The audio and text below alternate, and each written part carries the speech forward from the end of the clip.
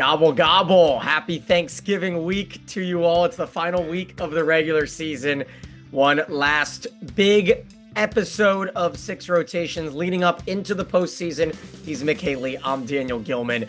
Well, Wisconsin, Nebraska, again, did not live up to the hype. Nebraska continues to pummel, but we've got an action-packed, loaded week ahead of us with six ranked versus ranked matches on Wednesday, starting at noon, culminating in Louisville, Pitt. Then Friday, we've got Nebraska and Penn State. Both of those matches will have the conference regular season crowns on the line.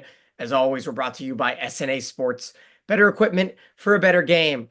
All right, here we sit, Mick. It's going to be a bit of a hodgepodge episode. We've got a little bracketology talk. Want to talk a little bit of the AVCA National Player of the Year and the watch list and semifinalists. We had the draft earlier today of the Pro Volleyball Federation. So we've got a bunch of names that we can give some accolades towards that'll be going pro here in the United States. Where do we want to start? I'll leave it up to you. I'll give you the full Thanksgiving plate and you can choose where you want to start. Well, let's go through the poll real quick because that's a little bit interesting. There's not much change in the top seven or eight, but after that it gets really quite interesting. And I heard in a previous conversation that the committee was maybe not using the AVCA poll at all. I would assume they're not using it at all. I don't think the college football playoff committee is using the coaches poll either, but it's certainly a way for us to keep uh, in the know every week. But we look at it, and obviously you see Pittsburgh keeping in the one spot. Nebraska picked up a few more first place votes. Pitt-Louisville this week will clearly, I think, be a good measuring point to where the Cardinals are. Penn State stays at 4. They swept Purdue on the road and will try to get a share of the conference title against Nebraska at home on Friday. But yeah, Mick, looking at the top 10 here, the only movement, Wisconsin drops a bit, Arizona State and Purdue switch spots. But, Creighton finishes the perfect season in the conference. Stanford with a big week. They'll take on Louisville this weekend as well. Do you feel like everything's pretty locked in, especially the top 4? Yeah, I think the top four are maybe locked in. Stanford has an opportunity to cause the committee serious concern. They play Louisville on Saturday night, and if they were to beat Louisville, Louisville also has to play Pitt on Wednesday. And so Louisville's got two matches. So think about this. What if Louisville loses both of those matches? You're going to see the top four change. And if Louisville wins both of those matches, you might see the top four change also. And you got the same thing with Penn State because they've got a really important match this weekend. So I think it's not locked in for the tournament. It's locked in up until next weekend. If you thought you weren't going to watch volleyball this week, I think you need to watch a lot of matches. There are going to be some unbelievable fights for position, for top four, for top 16, and then to get in. If you do anything with the RPI, the KPI and the coaches poll, if you use all three of those metrics and you go to 41 or 43, I don't think a team after 43 in those metrics is going to get in the tournament. So everybody should scramble and do that and then grab a program to see who's playing this weekend because there's going to be some real battles. Yeah, there's no doubt about it. Of course, you could look up the RPI, KPI online. We'll kind of use it as a bit of a guide for us. And one of the bigger matchups in the RPI, KPI will be sitting in that 15, 16, 17 range to see who will grab one of the final few hosting spots. With that, let's look at the rest of the coaches poll then. Let's just get the top 25 out there so we can see what the coaches think because they've got Florida on the outside looking in as well as Utah. Now, the RPI loves Utah. They have them at 13. Dayton, who lost to Loyola Chicago in the A10 championship, will not get the automatic bid. They will be an at-large team, so that's one more bubble team that has to, clench their jaw a little tighter come Sunday on ESPN at 6 o'clock. That'll be a big showing. right on national television. Very excited to lock in less than a week. But Mick, Oregon and Purdue are going to tussle on Wednesday in a hodgepodge. Kentucky, Missouri, BYU, Kansas, Stanford, Georgia Tech, SMU, Florida State, all just the appetizers to Pittsburgh, Louisville. But where do you feel like those last couple teams are sitting? Because you saw the coaches poll, Minnesota, Baylor, the last two spots. The RPI seems to favor teams like TCU, Purdue, Oregon over teams like Baylor and I'm not sure what I think. I think this week will be very telling. Well, I think there's a couple things. Minnesota's an interesting team. You saw how well they played against Wisconsin, and they seem to do this on TV. So they get maximum exposure when they're good. And when they play good competition, they seem to get up for it. I don't think they're going to be a top 16 team, and the coaches have got them at 15. You're right about Baylor and TCU. As much as they've competed against each other, and as much as TCU has won, Baylor seems to get the edge by the coaches poll. They're right in there at 16. I don't think they're going to host.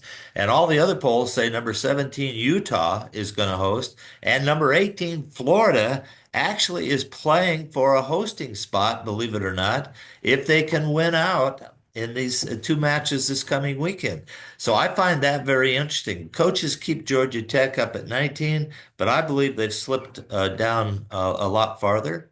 And you mentioned Florida State playing this weekend. They have a chance to really make a name for themselves and move up a little bit more. But the coaches keep them higher than the metrics, the RPI and the KPI. So those are pretty interesting. You know, Dayton is ranked 14th in both the RPI and the KPI. And they think they have not only a great shot at hosting, but that I don't think they're worried a bit about being in the tournament. They know they're in the tournament, even though they lost at home in their conference tournament. So that'll be interesting to see what the committee says about that. Yeah, and you know, we can kind of highlight some of the automatic bids in a little bit, the conference champions that are already locked in. There's still some conference tournaments to be had. We're going to get Creighton Marquette, we assume, in the Big East title, barring a big upset. I'm excited for the Big West tournament because Hawaii is a team that's right on the bubble and they can play their way in. What do you think? Yeah, I think they're right on the bubble. They don't want to slip and get upset in the first or second round of this tournament. I think they could play in the finals maybe and lose and still get in as maybe the 41st, 42nd, 43rd team, but they're playing with fire if they don't win that tournament. Couldn't agree more. I think you have to go to the championship if you're Hawaii. You have to hope that you play against probably Cal Poly, but they're in the 70s. You know, when you look at the RPI, you can't get any sort of help. Hawaii's at 40 right now. Usually that 45 spot is a hard cutoff, but we've seen years where a 48 team in the RPI can get in. I am going to remove myself from bracketology this year. I did it again last year. It was a lot more fun when we just sit back and let the committee make all of its decisions. You have to imagine if you're in the top 30, you are almost locked in. There are a couple teams that may not win the conference tournament that would add some intrigue. South Dakota State, Loyola Marymount, two of those teams, LMU, of course, and at large from a year ago. They're having a great year in the West Coast Conference. But then you look into the early 30s and you don't really know if it passes the eye test with Oklahoma and Tennessee and Illinois. But then you've got teams that have been impressive, like Miami, who sits behind Illinois, or Washington, who sits behind Oklahoma. So there's not really much rhyme or reason for the RPI. Meanwhile, Mick, I do want to go over some of the week behind us. And we talked about Penn State. Shoemaker Cawley won her 200th match. Purdue players gave her pink roses, and it was a very emotional scene. I think Penn State, Nebraska, Friday, 5 o'clock Eastern, is going to be emotional. It's going to be heart-wrenching, and hopefully it will live up to what could be a match that decides the Big Ten conference. But in the Big 12, Houston took a couple top 25 teams to the buzzer. TCU and Baylor beat Houston in 5. TCU was down 12-7, came back to win the fifth 18-16.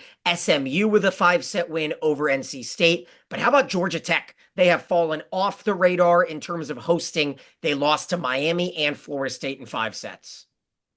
Yeah, they seem to have run out of gas. I mean, it just seems like they had a lot of big matches this year, and they're going to finish with some big matches. That the ACC tried to, I guess, figure out their top four teams, and they got Georgia Tech, they've got Stanford, they've got Louisville, and they've got Pitt, and they're all playing each other on the last weekend, this coming weekend, and Georgia Tech's right in the fray. If they want to get out of this out of gas syndrome, they've got two opportunities to knock off top four teams right now this weekend. Yep, no doubt about it. Starts Wednesday at 3 o'clock for them against Stanford. SMU, Florida State at noon. The ACC, I think, is going to be a juggernaut in December, but we don't really know. There's two huge matchups on Saturday with Georgia Tech, Pitt, Louisville, Stanford, as you mentioned. But Mick, how about Nebraska, Wisconsin? Nebraska, despite being outblocked, they were able to limit Sarah Franklin to just 5 kills. She had I think a 180 hitting percentage in the first time they met, 170 the second time they met. And without GG and Shoemaker, the other defensive specialists, Wisconsin not at full strength. They had the thriller on Wednesday, a 20-18 fifth set. You wonder how much that took out of them in the Minnesota win. But I don't think this is a Wisconsin team that is at the same level like we've seen in the past with Nebraska. It just feels to me that Nebraska is head and shoulders better. I wouldn't be surprised if they went into Rec Hall and took care of the Nittany Lions in a four-setter on Friday. But how about this, Mick? We had the prediction how many aces would be in Minnesota, Wisconsin, Purdue, Penn State, and Nebraska, Wisconsin. And we had two winners. Both were exactly 4 away from the total of 25. So congrats to Zach and Cameron, two new owners of some 6 row swag. So hopefully that can get to you by the tournament. Um, but Mick, when you really look it down to it, we've talked about it all year, so we're a bit of a broken record. It's Pitt, it's Nebraska, it's everyone else. What might be able to sway your opinion in wins for them? If Louisville and Penn State take them to 5, would that change your mind and make them a little bit more human to you come the postseason? Yeah, I think if anybody challenges Nebraska or Pitt this weekend, and there are plenty of opportunities to do that, I might change my think. I might change my thinking about Louisville. On the other hand, if Louisville were to lose twice this weekend, I might really change my mind about Louisville in a negative way. Nobody's talking about Stanford having a chance to sneak into the top four here. I don't think they're a team that can win the national championship, but they have an opportunity to sneak in to the top four in hosting. And I just don't believe the committee would give them a hosting responsibility just with their performance in attendance and that sort of thing. But you've got to pay attention because this is a sneaky weekend for the ACC.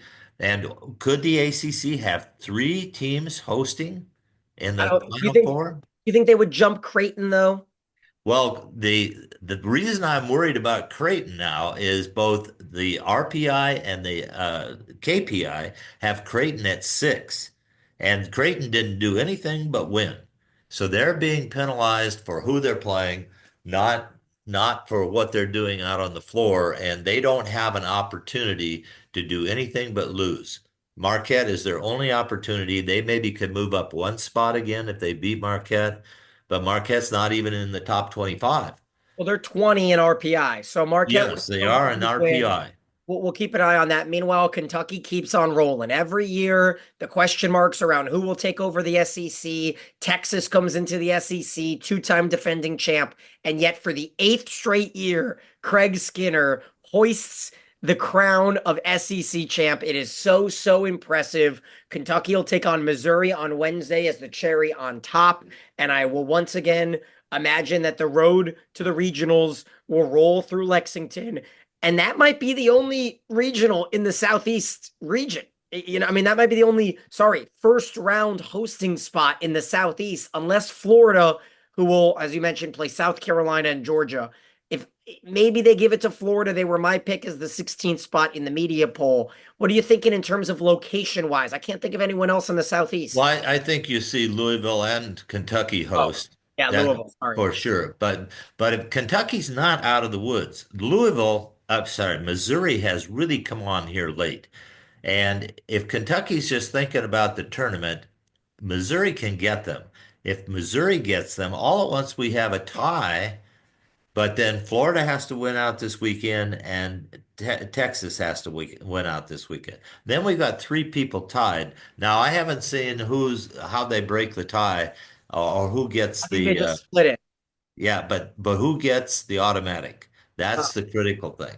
And I would have to go and look that up. I probably should have done that before the show today, but it's a long shot, so that was not high. But Missouri's fourth in that conference with a 10-4 record, so they're equipped to do this. Well, they just had a tough loss to Mississippi State this past week. So in my mind, that kind of knocked them out of any hope. But you mentioned anything could happen on a Wednesday, the day before Thanksgiving. It's going to be six ranked versus ranked on Wednesday. That is a Yeah, tremendous slate. yeah. Meanwhile, Florida beat Auburn in 4. How about Kennedy Martin? And this could get us into some National Player of the Year conversation because 14 players were revealed as the National Player of the Year semifinalists, and Kennedy Martin was one of them. She had a fourth 30 kill match in the last 4 weeks.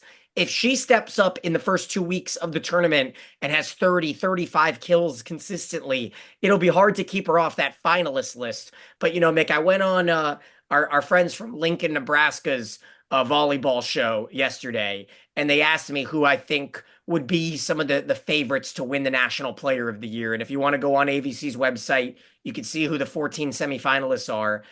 I think a setter is in the driver's seat, whether it be Fairbanks or Bergen Riley. Those would be my leaders in the clubhouse. And then Olivia Babcock, if she has a strong start to the postseason. Those would be my top three, with Martin an outside shot as well. I'm not so sure. I can kind of run through some of the names for you. You got Kendra Waite, Cameron Turner, a lot of setters. You've got Cami Minor and Bergen Riley, as well as I mentioned Turner and Waite and You Fairbanks. can't, you can't, you can't overlook Izzy Stark, even though she's a freshman. She's led that Penn State group to Yeah, she's top four. not a semifinalist though. So I know, but she's a personal favorite. I know that the Wisconsin setter has gotten a lot of good and bad publicity, unfortunately, but she's really good. We have some great freshman setter that shouldn't be overlooked for whatever awards are available for them. Eva Hudson with Purdue, Lexi Rodriguez, Elena Scott, the libero for Louisville, Tori Stafford, who's hitting almost 400 as an outside. And Melanie Stafford's a Picaro, dark horse. Stafford really should be looked at. She has complimented Babcock to the T, without question. and then Franklin, who won it last year. I don't think they're going to repeat as well there. But those are some interesting notes. We'll talk a little bit about who got drafted in the PVF draft. A lot of those names did get drafted, and we'll see which ones also will be going out to Love. Very interested in all of the comings and goings there. But Mick, how about some more automatic bids? Arizona State wins the Big 12. Did you see what happened in the WAC? I did not see what happened in the WAC. So Grand Canyon was up 14-11 in the fifth set against UT Arlington, and the Mavericks won 5 straight points to win the conference tournament, get the automatic bid 16-14 in the fifth set. So UT Arlington, the automatic bid there. Chicago State, Colgate, Wofford, A&M Corpus Christi, all coming back. Florida A&M, Texas State, as well as Delaware State, Western Michigan, Fairfield, Yale, Cleveland State, Western Kentucky, Charleston, High Point, FGCU, Wichita, and New Hampshire. And then Chicago Loyola is the huge surprise. How about it? It's not just a win. For Dayton to get swept was a very telling thing. And now Dayton has no shot in my book of hosting the first round. I think you better hold on to that one. Just I'll saying. tell you the committee. Here's my prediction. If Oregon were to beat Purdue, that would take Purdue out of hosting, but they would be sent to Dayton. You And think? yeah, I think that's I'll make that prediction. If that happens, you could see Purdue at Lexington also. If they don't get a top 16 bid, they're only at 2 hours away from Dayton. They're only 2 hours away from either Louisville or Lexington. Uh, they're gonna end up in those places. I'm pretty sure.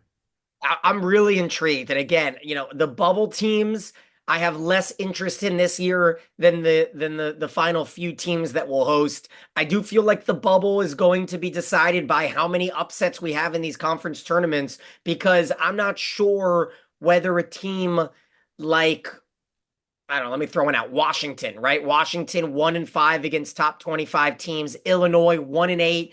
Tennessee 1-5. All of these teams. There's another one right there too that is gonna surprise some people. But North Carolina, they just worked their way into the top 25. They're 0-5 against top 25 teams. It's just a lot of lacking resumes right now that I'm waiting for someone to get a marquee win or maybe shake some heads in the tournament. But it just does not feel like the strongest of that 28 to 38 group this year. It just does not feel.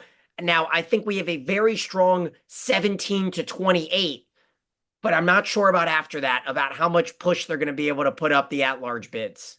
So let's throw out a reason. Why the reason? First of all, I'd say one reason, lack of 6-year students. After the COVID, we were really flush with 6-year students that had played for 6 years, and teams down through 50 and 60 were pretty darn good because of the level of play and the older players. We lost that this year. That's one thing. Now these new conferences that are so big, 18, 19 teams. Well, the problem with that is you're playing a lot of teams in your conference. If you don't play everybody, you can't play everybody twice. And it depends on who they have you scheduled against at the end. Like the ACC, for instance, this weekend, as I said, Pitt, Louisville, Georgia Tech, and Stanford will be all playing each other for the second time. They did not play other teams in the conference twice. So those kinds of things make a difference at the top of the bracket. Everybody else is trying to seep back in there, but they haven't had a chance to really earn their way to win a conference or that sort of thing and show that they can play at that level. That's why I think we have two or three teams that are really at the top. And dark horse, we haven't talked about Texas at all, but it's real interesting that KPI moves Texas up to 8, moves Wisconsin down to 12. RPI has just the opposite. Coaches poll has moved Texas down to 14. Did I see that right? Yeah, 14. They have Wisconsin up at 7. So the coaches feel like Wisconsin's on the upswing. They feel like Texas is on the downswing. So you're right. There's a lot of not a lot of chance to beat the top 5 or 6 teams where you can make some money and move yourself up, and they keep beating each other up in the middle of the pack. So it doesn't allow them to progress. So it may seem like that just because of that. And if you are a fan of a bubble team like a Hawaii or maybe a South Carolina, or we talk about Ole Miss, Tennessee, you need two of these teams to make their conference championship and win it. And that is South Dakota State in the Summit League. They have an RPI in the 20s, so they are locked in regardless of what happens. Same with Northern Iowa. They've got an RPI in the late 30s, early 40s fluctuating. They've got to win the Missouri Valley. Also, the Mountain West is a really interesting tournament. Obviously, you've got the off the court stuff going on there that kind of raises a lot of suspicions and intrigue. Colorado State is a team that I got to see up close. They are a bit of a dark horse for me to go on a run in the tournament. They've got a bunch of seniors, 5 starting seniors, a senior setter, dominant middles that are hitting over 430 in Naima Weathers, and then Malaya Jones is their top outside hitter. So that's a team that I really like. And obviously, we'll talk next week. Next week will be a really fun episode. Once again, we always try to record on Sunday nights so we can get our freshest of takes. So we'll try to get that out to you as soon as we can post selection show. But Mick, when we look at everything else to fall, I guess we can talk a little bit about the media poll and kind of put a bow on the top 16 seeds and look to see what the media has. And how about this? For the first time all year, Nebraska works its way into the #1 spot, tied with Pitt. Penn State jumps over Creighton, and Florida replaces Dayton as the 16 spot. Yeah, It's just interesting how this bounces around. The media people see it differently. They just see it as a chance to promote and who they like the best, and it certainly adds to everything. I don't know other than the eye test where the media gets its information. Now, the media poll's been pretty interesting though, because it's been close in times to match up with the statistics. So maybe the coaches and the media are paying a little bit more attention than I think, but it's an interesting poll that came out today for sure. I'm not a huge fan of Minnesota being out. I've got them safely in the top 16. I don't have Utah. So that's the only difference between my poll and the one that got divvied out. But you see Purdue at 11. They're pretty consistently in that 9 to 11 spot. I would be very shocked if they do not give the Boilermakers a hosting spot based off of the non-conference schedule and the top talent that they play day in, day out, as opposed to a team like Utah or like Dayton more specifically. I would be very disappointed if Dayton can host based off of them choking in the conference championship, right? You have to imagine if Creighton doesn't win their conference tournament, they're not going to get a top four bid. It feels very similar with that and Dayton. But Mick, I do want to talk a little bit, wrap up this episode with the top two rounds of the PVF tournament. That's what's gone on so far. And to much intrigue, Indianapolis, the new team in the PVF, traded out of the one spot to number two with Atlanta. Merritt Beeson got taken number one.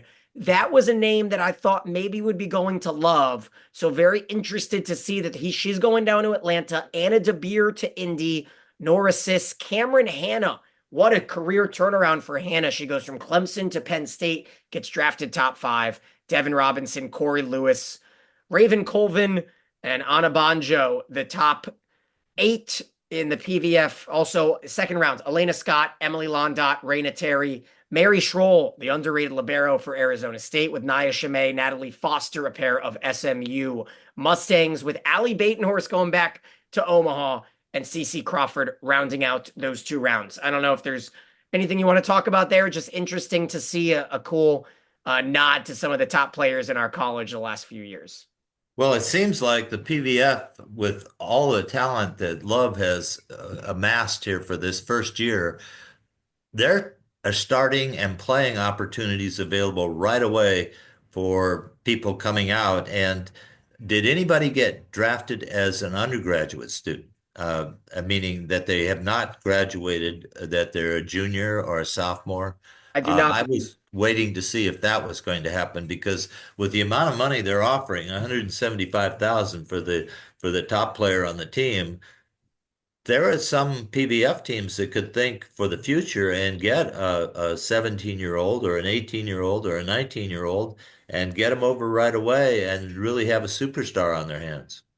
Okay, we'll have to keep tabs on that. A player like Kennedy Martin could be one, but obviously Absolutely. it's a different conversation if you want to forego your college career. And also with NIL, you may have money on the table to stay in school. There's certain schools that are obviously Texas and what they've been able to offer. But Mick, we are geared up. We're so excited. We have a bracket challenge. ESPN finally has a black bracket challenge for the volleyball tournament. So you can join ours. Go to our Twitter page at the pinned tweet has the bracket challenge link. The password, I think, is Mick, but it should be an automatic link there. So we'll talk more about that next week. We will have giveaways. I think we'll do the top three finishers in the bracket challenge will win a jacket. But Mick, congratulations to those who have won so far. We won't do anything this week, but I'm sure we'll do stuff moving forward. It's going to be an awesome week of volleyball. Pittsburgh, Louisville, Wednesday. Nebraska, Penn State, Friday. Louisville, Stanford, Saturday. Selection show Sunday, as well as a plethora of conference championships over the weekend as well.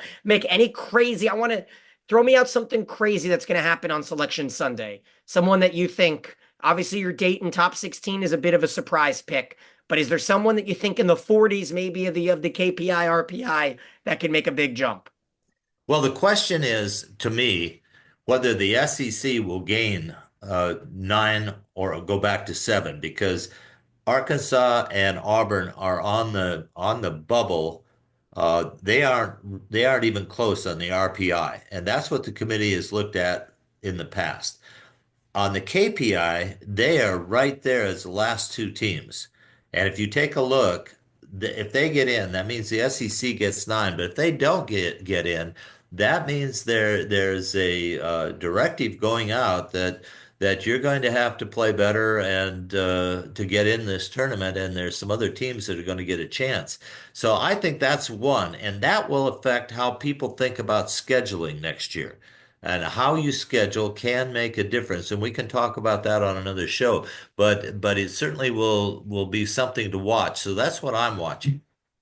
Yeah, I think a team like Miami should be locked in with their top, two top 10 wins. My eyes are going to be towards that SEC trio of Tennessee, Oklahoma, Ole Miss versus teams like Washington, Illinois, Arizona. Those are kind of the six teams. I think three of those six are going to get in. I don't know which one. A team like Utah. I'll say five. Five of those six are in. Arizona is the only team that's not in. And then you've got the situation with the Conference USA and how UTEP didn't win the conference tournament. So is that a spot where UTEP with an RPI of 38? I think they're comfortably in. I think they won the NIVC last year. So that's going to be an interesting one to follow. Hawaii also, all eyes will be on Hawaii if they cannot win the Big West tournament. Very excited to see that. All right, here's one final look at what we are kind of keeping our eyes on in terms of the polls and, what we think the coaches are, compared to obviously what the media is. So we thank you so much for joining us. As always, he's Mick. I'm Daniel. We'll talk to you next week, and we will have a field of 64. This is Six Rotations.